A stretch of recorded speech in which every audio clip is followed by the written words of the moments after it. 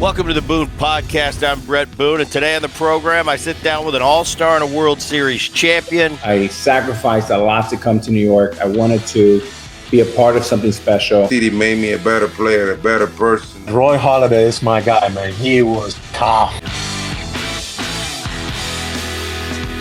Well, it's time for Turning Two with Booney here on the Bret Boone Podcast. I'm Rich Herrera from the Infinity Sports Network. I'm also the executive producer of this soiree with Bret Boone. That, of course, is Bret Boone wearing his Turning Two shirt that my wife got him. Yes, fits well. I like it. It's tough for just the viewer to see what. We'll stand up a little bit so people. Everybody's not going to really put it together. You know, to be honest with you, if I was just casually glancing at it, I wouldn't put it together either. But it is Turning Two. Turning Two. Got it. All right. Looks nice. By the way, tell my wife happy birthday. It's her birthday today. Happy birthday, Liz. There you go. That is cheaper than getting a Bret Boone cameo. Yes. How much do you charge for a cameo? 187. No, you don't. Yeah, 187. $250 if you want it delivered within an hour. Well, so here, hold on. Let me get my credit card out. Or do you want cash? Well, I'm a little high. But on purpose, though. That's less traffic. Less traffic. You don't want the riffraff like me wanting a Bret Boone cameo. Correct. What if one of our listeners really was a Bret Boone fan and they wanted you to be their voicemail? Would you do it? They'd have to be huge. They'd have to tell me why they're the number one fan. They'd have to really twist my arm and make me come away and go, that guy is a genuine in the trenches fan. Like he's going to be at the NFL draft with a Boone shirt on. That's how big of a fan you got. Has anybody ever had a Bret Boone like tattoo? Have you ever seen a Bret Boone tattoo? I've never seen a tattoo. You have dogs named after you? Yeah, a lot of dogs named after me. Yeah, right. I believe they're people all have the Bret Boone sticker. Yeah, I believe they're dead now. The Bret Boone shirt. Been a while. The Bret Boone shirt.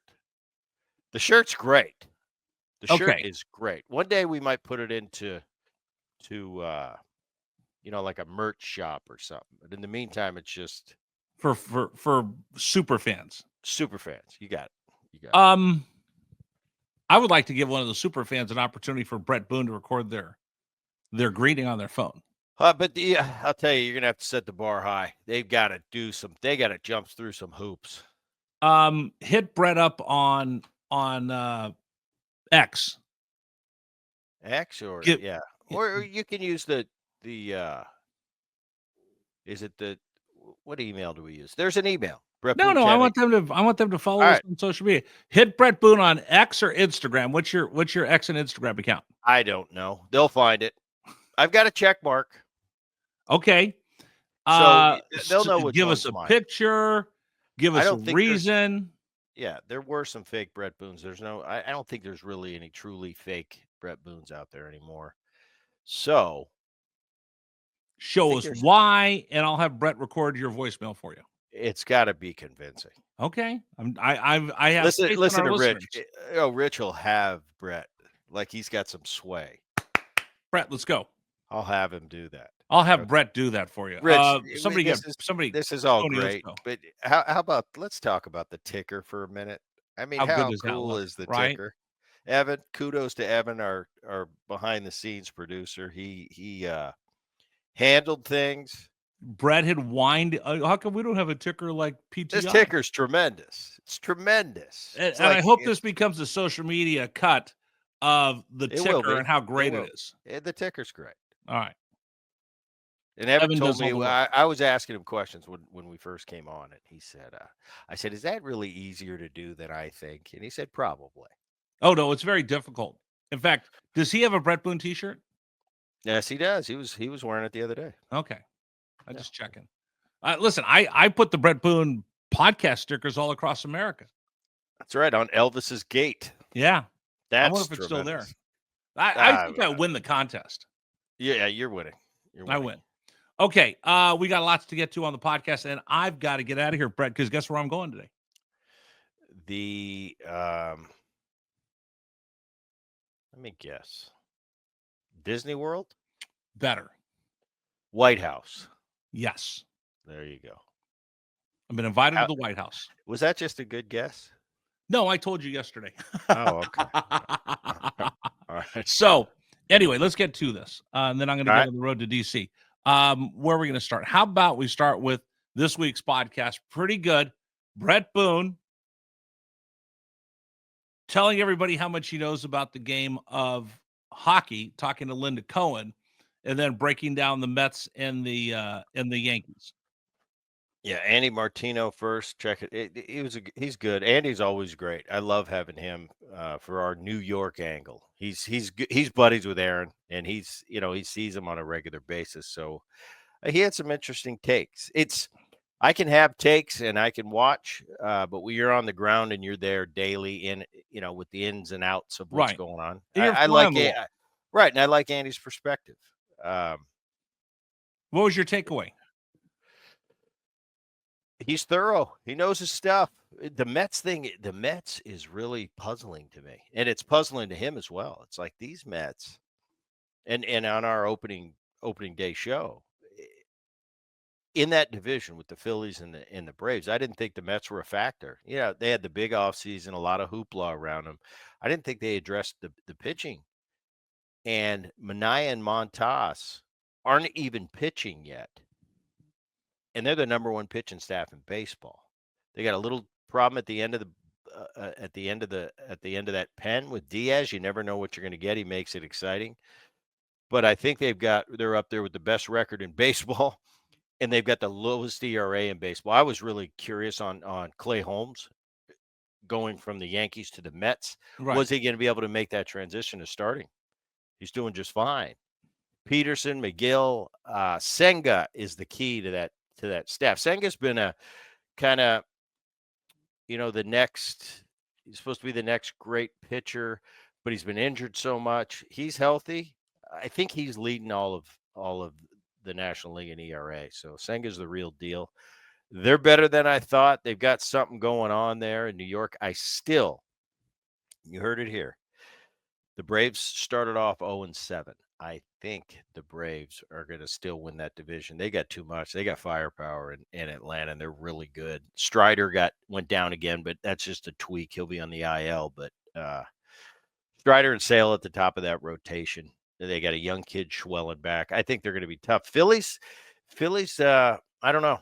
I'd pick Phillies third now when I had Phillies and Atlanta at the top. But from what I've seen, it's so early. This is all for naught. 2 months from now, I might be going, oh, I was wrong again. But that's just what I'm seeing right now. I think Atlanta's coming, and I think that Atlanta's still the class of a really good division. That's a division where potentially 3 teams can go. But that depends on how the NL West goes. NL West is the best division in baseball. They could have 4 teams. My San Francisco Giants looking pretty good right now. That's the biggest surprise of the season for me. Cubs, I knew were going to be good. I didn't think they were going to be this good. Giants, I didn't think were going to be. I thought they were a 500 team. They're playing like a deep into the playoffs team. So a lot of interesting things going around Major League Baseball. We also had Linda Cohn, my favorite. Well, I want to get into that. What the hell were you doing talking to Linda Cohn? Linda Cohn is my favorite Sports Center anchor of all time. All time. I don't know why. But I always loved Linda. And I remember one time I come in after a game in the early 2000s in Seattle. And this is back when phones weren't a thing. We didn't get our news from the internet. Everything was on TV. And, all Back the in the old TVs days. the TVs are playing. And Linda Cohn's wearing me out about some subject. And my name comes up. And she's not bad-mouthing me, but she's not talking kindly. And I remember I had a talk with her. I said, Linda, what gives? You're my favorite. What are you doing? We kind of hashed it out, and there was a misunderstanding in some capacity, but she what did she wear you out about? I forget. Was it a backflip? Was it your hair? It wasn't anything. It wasn't anything serious. But I came in, and imagine this. You come in, I think at that point I hadn't met Linda, or maybe I'd done an interview with her. But she was my favorite Sports Center. And then all of a sudden I come in after a game and I don't know if we won or whatever, but I'm sitting in my seat and I see Linda Cohn not talking nice about me. And I'm like, she's my favorite. So I had to call her. And she's killing you.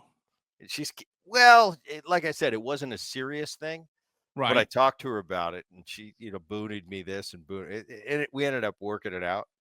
And she remained my favorite. So I got to talk to Linda Cohn. I know her main thing now is hockey. She was a goalie coming up as a young woman.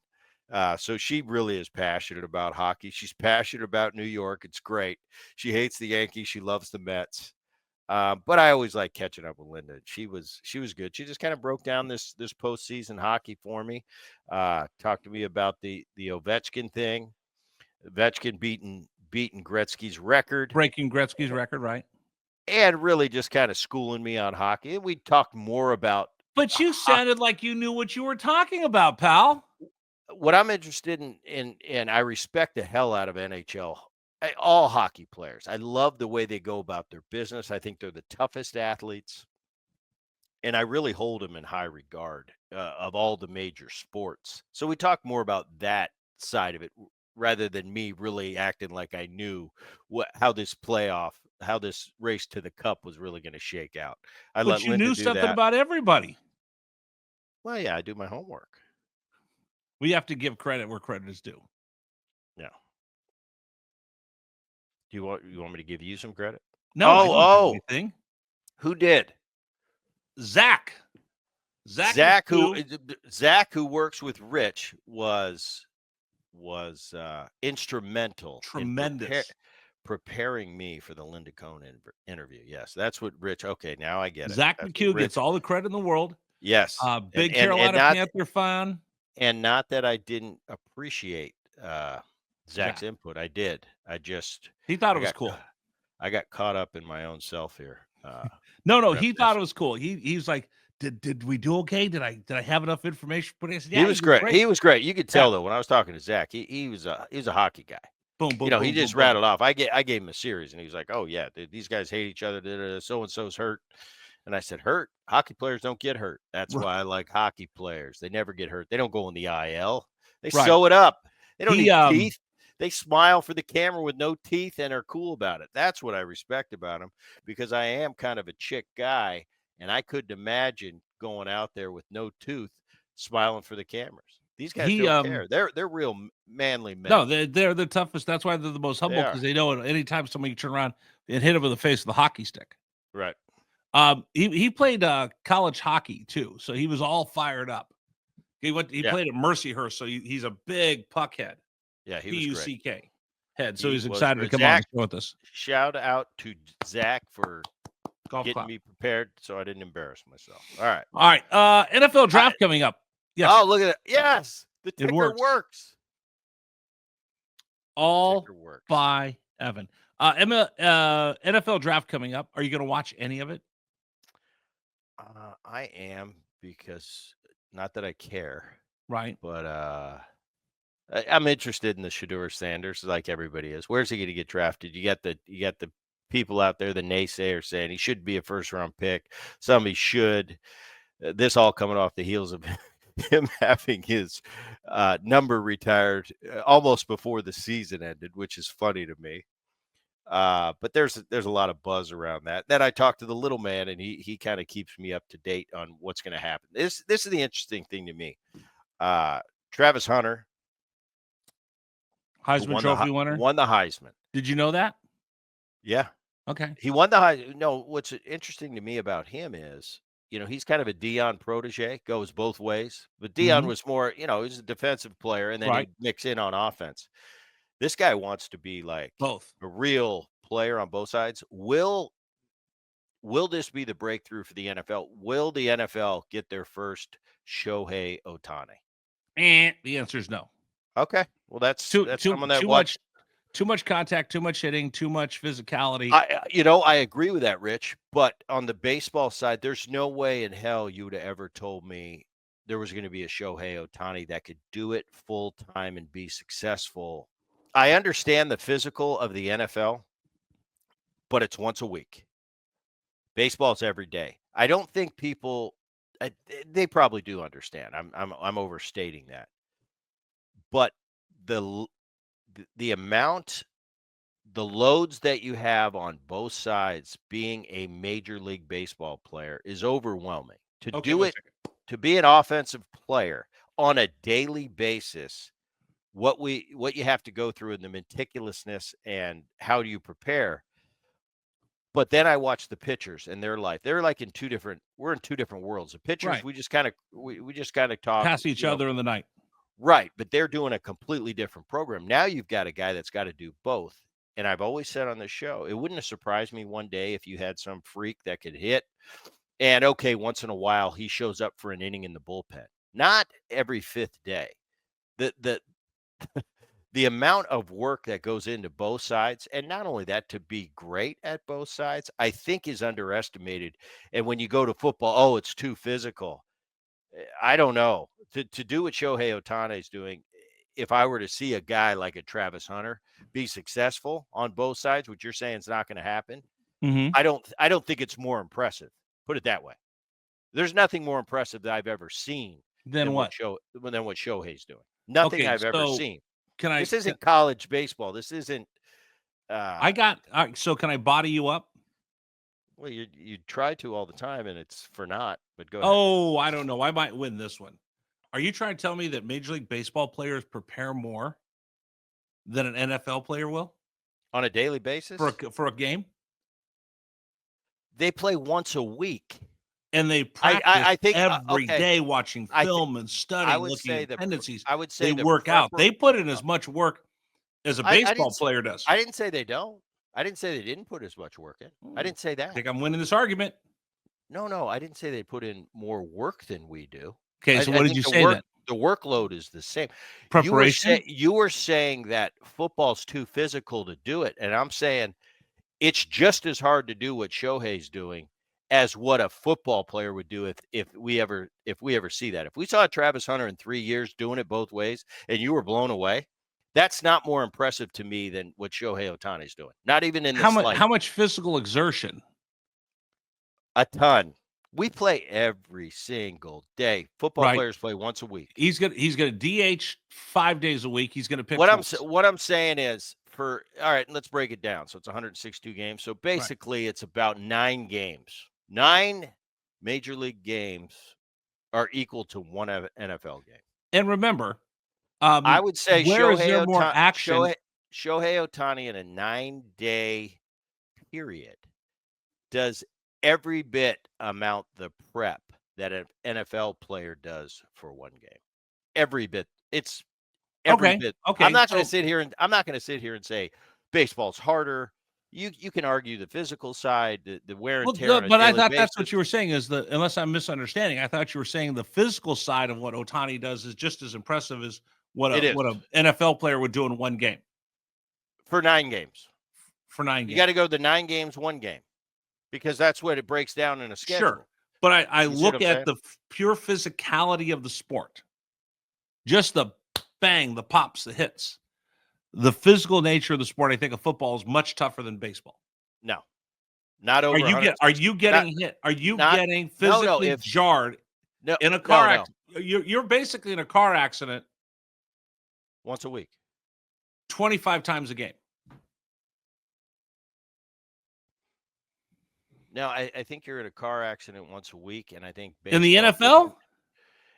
baseball gets into a fender bender once a day. Okay, baseball gets into a fender bender once a day. I think the Here's NFL my gets argument, into, Rich, and we'll end this. No, it's good because I'm winning. That's why you want to end. 9 games of the physical in baseball Okay. is just as physical as 1 game in the NFL. Ooh, folks, if you want to comment, feel free to chime in. I'm saying you get a 9 fender benders a week in baseball. Mhm. In one football game, I think you're in 25 massive car wrecks because of the physical nature of the hitting. No, at every position. What if you're the He's- okay, so quarterback and you he's have a- an unbelievable line and you We're didn't get talking touched about one game? talking about Sanders. No, we're talking about whoever you want to talk about. Okay, now. The we're biggest- talking about Travis Hunter. right. He's going to be playing. He's going to be playing wide receiver, so he's going to get hit. Mhm. And it's a lot. And what is so tough about baseball? It's the stopping and going. Stop it and going. You're in a complete standstill. Ball gets hit to second base. Boom, you got to react. There's the a lot mental. of starting and And stopping, the and men that's where some of the injuries come from. and the mental. And the mental, just staying locked in. I think It doesn't the it doesn't go mental away. It doesn't go away. the mental side of baseball, I think, might be a little tougher because there's so much downtime in between pitches. I think there's arguments on both sides for that Yeah. too. Because I think the football argument, and I argued this with a football player, but I agree with him. Okay, baseball, it's every single day, and there's nowhere to hide. And if you're a regular Right. player, you're in the lineup, and you're in the lineup tomorrow, and you're in the lineup the next day and the next day. And there's nowhere to go. And you know what? Right. I'm not seeing the ball good. My swing stinks. And by the way, I've got to play the next 5 games in a row and try not to embarrass myself. That will keep you up at night. Okay. On the flip side, when I'm locked in, I'm skipping to the ballpark. I can't wait to get Right. there. I want to play every day. I want to play a Now, how doubleheader would you? today. Okay, so let me But interrupt for you here. football, no, let me finish and then I'll let you give you your side. This is where I agree with the football and how tough it can be mentally as well. If you're the quarterback on a great team and everything is going well, you have a great game, we win again, right? Sunday's over, take the plane flight. I walk around for a week with my chest pumped out. Everybody loves me. How great am I? I got a week until I have to perform again. On a great year, man, that's a good place to be in. Now, take the flip side. Quarterback got a bad offensive line. You're playing on a bad team. You have a terrible game. You're walking around life for a week hiding in the shadows. Depressed. You got to wait until next week. The one thing we have in baseball when we stink is there's always tomorrow, and maybe I'll find it tomorrow. Football, you don't have that. You've got to wait a week. It's awful to redeem yourself. So I'm not going to sit here and say baseball is necessarily Could you way harder imagine? from a mental capacity. I Yeah. No. I empathize with football players, and when you have a bad week, man, I want to right the ship right now, and you can't. You got to wait till next week. And if you got a bye week, you got to wait 2 weeks. Could you imagine being on a 3-game losing streak, going a whole month without having anything to cheer about in your life? Right? And that's So- tough. That's why it's tough, but that's why the one game you win, you got a week worth of winning.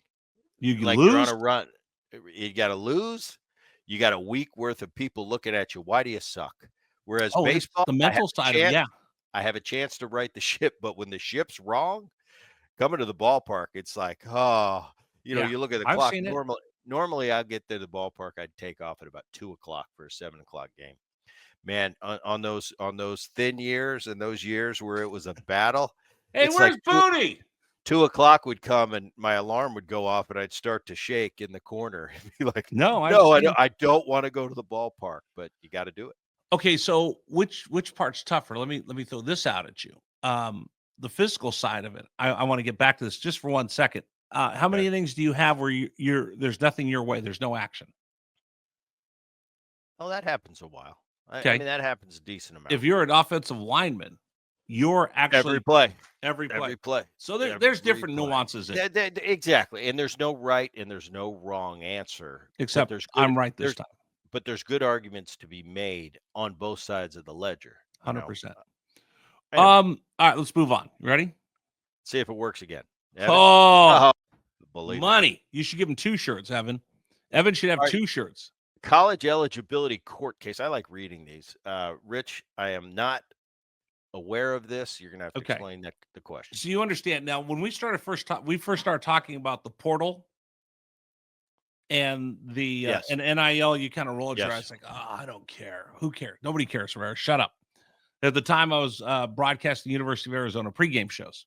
So it was a big deal. So we talked about it, and Boone's like, shut up. Nobody cares. I said, watch, Boone. This is going to be crazy what's going to happen. It is there's a court case going on right now, Brett. Well, you saw the kid from Tennessee that was not getting show ready up. That's when you know it's getting ridiculous. He wanted $4 million. It's ridiculous. He's making more than NFL players. See, when this all came to pass, I've always been in favor of the athlete making money in college because I remember when I was at USC, and not that as a baseball player, we added to the bottom line because that's not a revenue source. No, you lost. They cost them money. But I'd go to the Coliseum on the weekend to watch them play and see 70,000 people and go, because of Matt Leinart and Reggie Bush, this place is making a zillion dollars. So, should they have to just kind of barely get by on their $642 stipend check per year or per month? I've always been in favor of no. I think the athlete deserves to be paid a little bit more. But Well, maybe getting to the point now where it's professional money, I think you're starting to skew. The lines are starting to be skewed. You got kids holding out in college when you're not even a professional yet.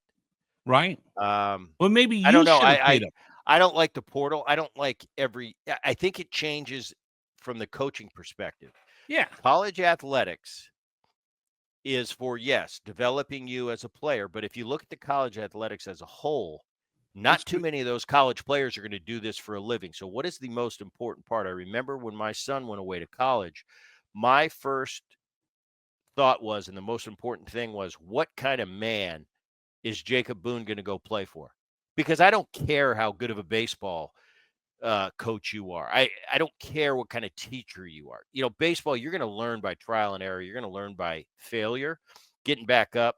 You're going to learn by reps. No great teacher is going to teach you to be a big league player. So I didn't care about that. I cared what kind of man is going to be there when dad's across the country to kind of basically raise my son in some real formidable years.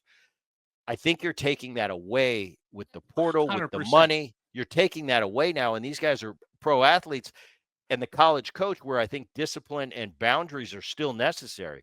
Once you get to the highest level, once you're an NFL player, once you're in the NBA, once you're a Major League Baseball player, you're a grown man, finished product, professional. If you don't get the job done, you don't show up on time and perform, you're gone. You get fired.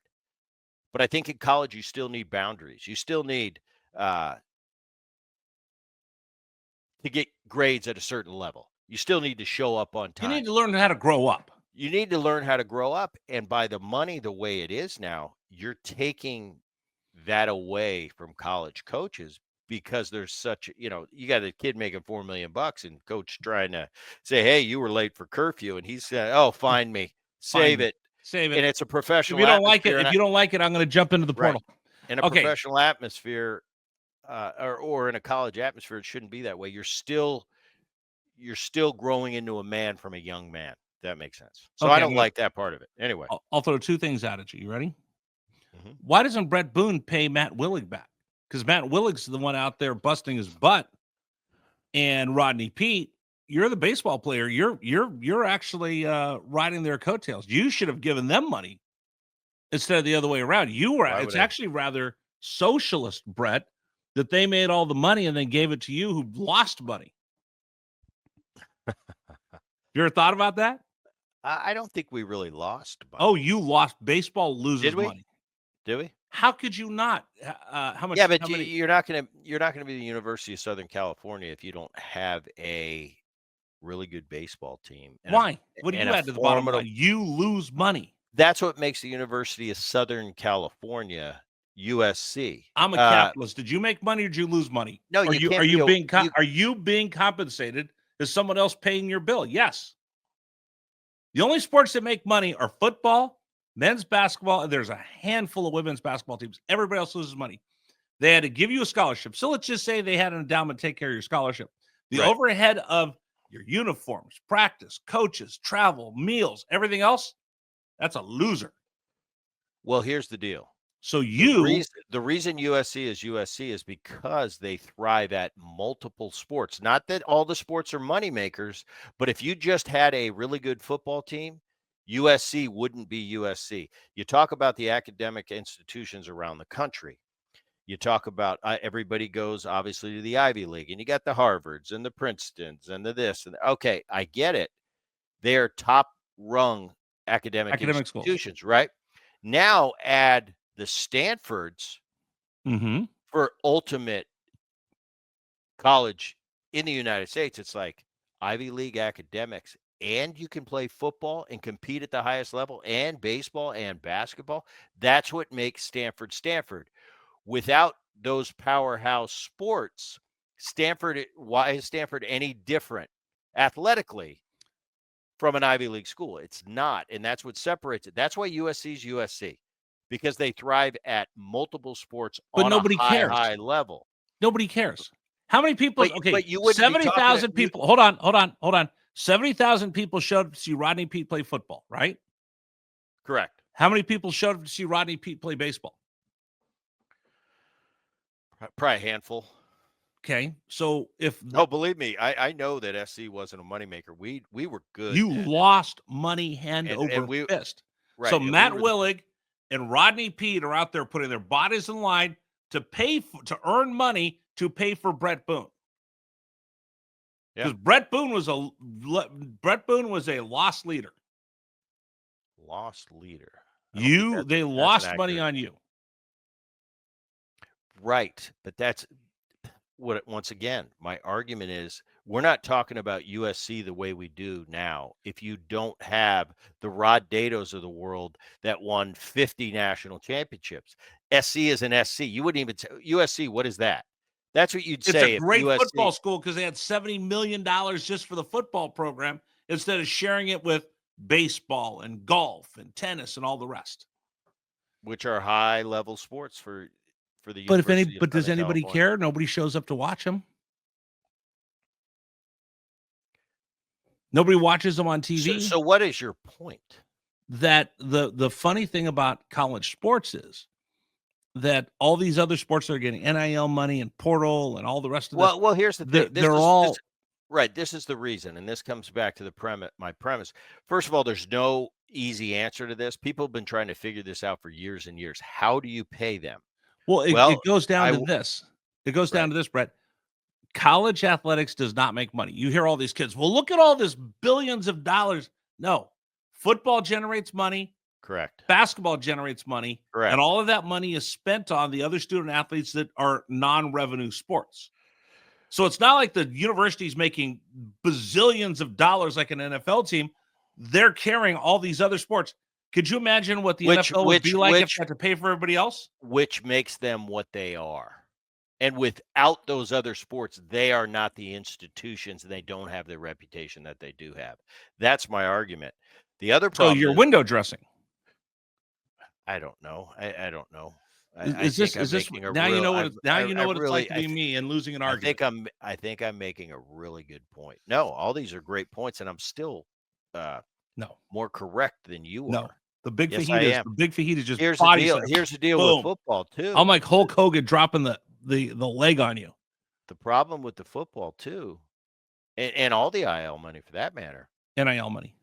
NIL money, is if I'm the quarterback Uh-huh. and I'm making millions of dollars, but the guy hiking me the ball is making 50 grand. That's a problem in college. There is going to be some resentments there. How do you write Charles that Barkley ship? told us that years ago. How do you write that ship? So there's got to be a way, and somebody smarter than me's got to come up with it, but it's got to be a way where you're not paid like a pro, but you're comfortable now. And now the Pandora's you're not box is open. you're not going to make $4 million and your defensive right tackle makes 30,000. There's Right. got to be some more, in line. And the baseball players, because I think it's a good point. Baseball player at USC, and we were the Pac-6 and we were in the best division in baseball, but it still didn't matter. Friday night against Stanford, we'd be lucky to get 600 people. Right. So I agree. And then with you, we're Roddy's not showing making up the money. next day and he played in front of 70,000. So this is the other part is So the other sport, but what about women's rowing? What about tennis? It's they're no different than you. They're all Right, but- they're right, so all I think- losers so when it I comes think- to money. So I think they should make a little money to where they're not scrapping by every month. I agree with that. That's what I think. I think the football makes the money. So maybe the football players having their deal, they make a little more than They the rest can't of the though sport. because of Title IX. Everybody has to get everybody has the same opportunity. That's why. Okay, so let me there's jump no ahead. easy argument. No, but this is a fun argument. Let me jump back to this. You ready? College eligibility case. I wanted to get your thoughts on this. There is a kid at Rutgers that is suing the NCAA saying that I shouldn't be limited on how much money I can make by having eligibility. So he's already played 4 years of college. He wants to keep playing as long as he's enrolled in school. So instead of being 4 years and you're done, hey, Right. I should be able to play 7, 8, 9 years because now this is a career. I'm making money. What do you think of that? No, there's rules. It's 4 But years he's- of eligibility. But you know what? He's probably going to win this case. So that's going to change the landscape again. So I don't you know. can have a kid playing USC football. Maybe he's not good enough to go to the NFL. He can stay at USC for 9 years. Well, if NIL deals get to be good, it could be better. He might not be good enough to play at the top level, so he's going to make a ton of money playing 18 years at the University of Southern California. Could you imagine if you were a USC baseball player for 12 Well, years? it's ridiculous too, because what do the incoming athletes do? If you've got a really good core of seniors, You know what? Actually, I never thought of that. what if you got a really good core of seniors that weren't quite NFL level, but were really good college football players? They're going to stay together and play for the next 4 years. And what are all these incoming? When are they going to get their shot? That's a good point. That's a big problem. All right, now I'm mad because you won that one. Darn it. All right, somebody called me. Next topic. Somebody called me on the radio. I sent you a text last weekend on the Infinity Sports Network. Somebody called in after you came on the show with me, and they asked, who's the greatest living ball player of all time? It was Joe DiMaggio. And then when DiMaggio passed away, maybe Ted Williams, greatest hitter, but clearly it was Willie Mays. Now that Willie Mays is gone, Hank Aaron, all these great players. Today, who's the greatest living baseball player walking the face of the earth? This is a tricky question to me.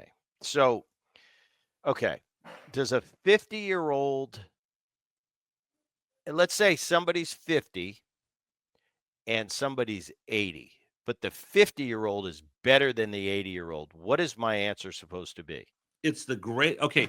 So the Sporting News did a poll, and they asked who's the greatest living ball player of all time, and it was Joe DiMaggio. I don't care how old he was. He's in his 80s, his 50s. We're just saying the greatest ball player to ever walk the face of the earth that's still alive today was Joe DiMaggio. Before the Say Hey Kid died, it was obviously Willie Mays. Who is it today? It's an easy answer. Who's the greatest living baseball player? Not active. He could be 80, 90. He can't be active because they're not done with their work yet. Okay. Okay. So let's eliminate active players, because the two active players would be Shohei and Aaron Judge are the two greatest players in baseball. Correct. Okay, so we're eliminating them. Now you go to Willie Mays recently passed away. You've got the Yastrzemskis of the world. Yes. Somebody said yes. The Koufaxes of the world who Correct. are getting long in the tooth. These are great, great players. Okay. Right. And they're old. Mike Schmidt comes to mind as one of the greatest older players out there. I asked John Rooney of the Cardinals, and he said Schmitty. But if you're just going to say the greatest, for me, you know the answer. It kind of gets old because I say it all the time. It's Barry Bonds, and it's not even close. There's not even a close second. If you're talking Mike Schmidt is arguably the greatest third baseman of all time, first ballot Hall of Famer, tremendous. And a lot of people say he is the best third baseman ever. Okay, that can be debated, but that's a lot. Okay, but if you're going to compare him to Barry Bonds, there's no comparison. Barry is way better, and he's still living. So my question is, does it count? Do you have to be old to get the nod? No, it's the greatest living ball player. Okay, well, it's Bonds. It's Bonds, and it's not even close. And it has been Bonds since the day he retired. Better than Willie Mays. Yeah, absolutely. It's not even close. And a lot of people get angry. Okay, wait a minute. So now a lot of people. Five tools. It's not close. 5 tools. Willie Mays had all 5. So did Bonds. Did Bonds have the arm that Willie Mays had?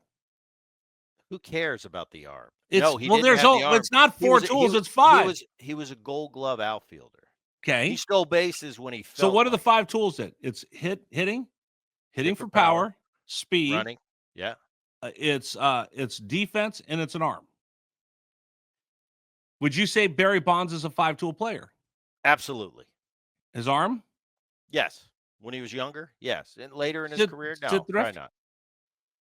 Sid Thrift. Or Sid Brink, sorry. Scoring that famous run? Yeah. Bonds, the day he retired. Willie Mays, you saw Willie Mays with that must be an Willie Mays, unbelievable. Ask your dad. I got to go Willie Mays probably for me. And it's so tough to compare. That's what makes it fun. Right now on the depth chart, it goes Bonds 1, Ruth 2, Mays 3. I'm going to put Hank Aaron in there as 4. And then you'll start to get to some of the modern. You got to throw some of the modern day Where's guys DiMaggio? Where's Ted Williams?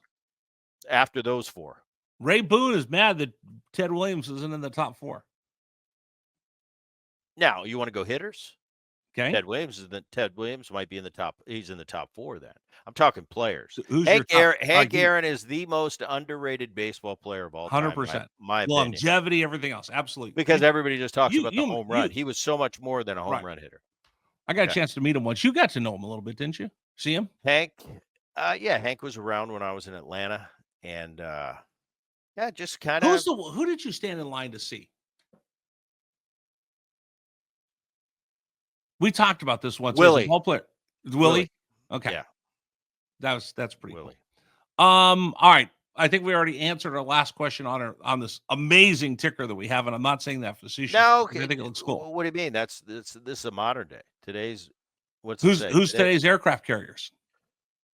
You already said it. Carriers. I love it. No, there's several though. You can make an argument for Paul Skeens in Pittsburgh. He moves the needle. When Paul Skeens is pitching, people watch. Ohtani, absolutely. Judge, absolutely. And if I were to pick a 4th out there, it was Trout, it was Harper, but I think now Ellie De La Cruz from the Cincinnati Reds. He does it all. People will tune in to see what he can do. People will tune in to see this podcast as well. Absolutely.